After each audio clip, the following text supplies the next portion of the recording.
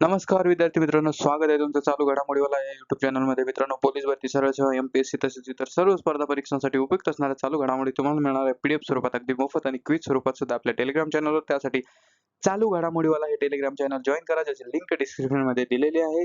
सोबतच कमी वेळात जास्त अभ्यास करण्यासाठी आपल्या चारही प्लॅटफॉर्म YouTube, Instagram, Telegram आणि Facebook सोबत जोडले जा. सगळ्यांची लिंक डिस्क्रिप्शनमध्ये दिलेली आहे. सुरुवात करूया आजच्या व्हिडिओला. प्रश्न क्रमांक 1. औद्योगिक धोरण प्रोत्साहन विभागाच्या एप्रिल 2025 ते डिसेंबर 2025 या काळातील आकडेवारीनुसार भारतात परकीय गुंतवणुकीत म्हणजेच FDI कोणते राज्य पहिल्या क्रमांकावर आहे? आणि या प्रश्नाचं उत्तर आहे महाराष्ट्र, ऑप्शन सी.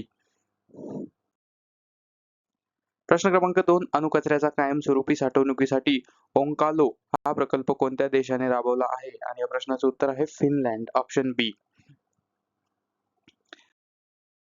प्रश्न क्रमांक 3. दरवर्षी जागतिक मलेरिया दिवस म्हणजेच वर्ल्ड मलेरिया डे कधी साजरा केला जातो? आणि या प्रश्नाचं उत्तर आहे 25 एप्रिल, ऑप्शन डी, म्हणजे आज. सोबत चौथा प्रश्न. जागतिक पेंग्विन दिन, वर्ल्ड पेंग्विन डे दरवर्षी कधी साजरा केला जातो? आणि हाही 25 एप्रिल म्हणजे आजच जागतिक पेंग्विन दिवस आहे. प्रश्न क्रमांक 5. दरवर्षी आंतरराष्ट्रीय नृत्य दिवस कधी साजरा केला जातो? आणि या प्रश्नाचं उत्तर आहे 29 एप्रिल, ऑप्शन सी. प्रश्न क्रमांक 6. दरवर्षी इंग्रजी भाषा दिवस कधी साजरा केला जातो? आणि या प्रश्नाचं उत्तर आहे 23 एप्रिल, ऑप्शन बी.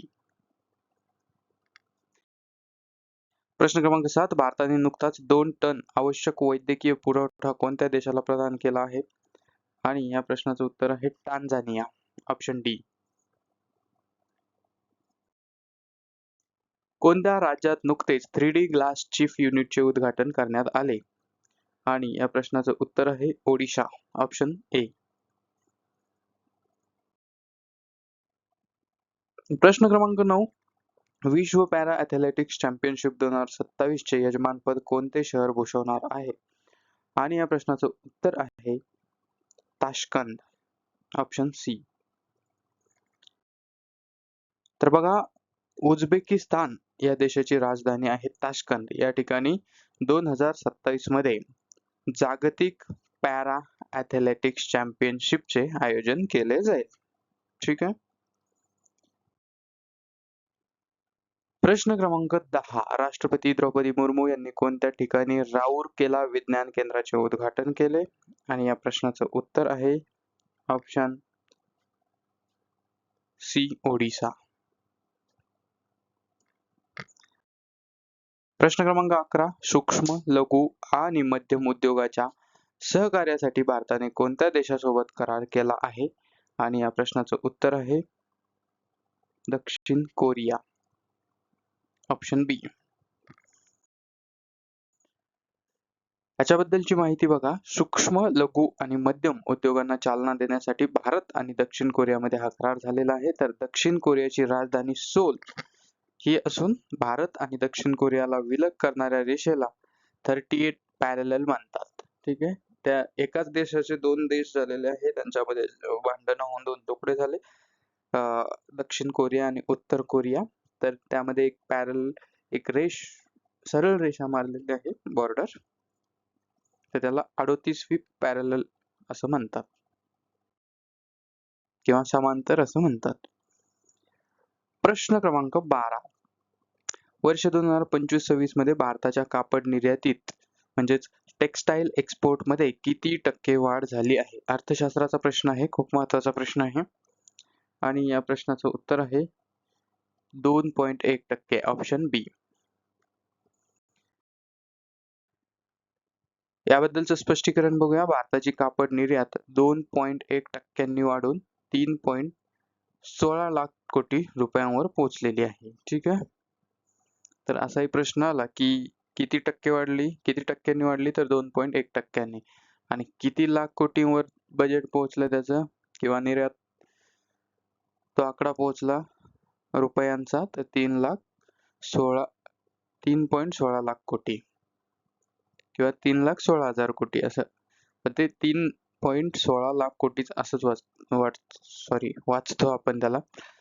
कापड उद्योगाला प्रोत्साहन देण्यासाठी दरवर्षी 7 ऑगस्ट रोजी राष्ट्रीय हातमाग दिवस साजरा केला जातो. ठीक आहे, हे पण लक्षात ठेवा.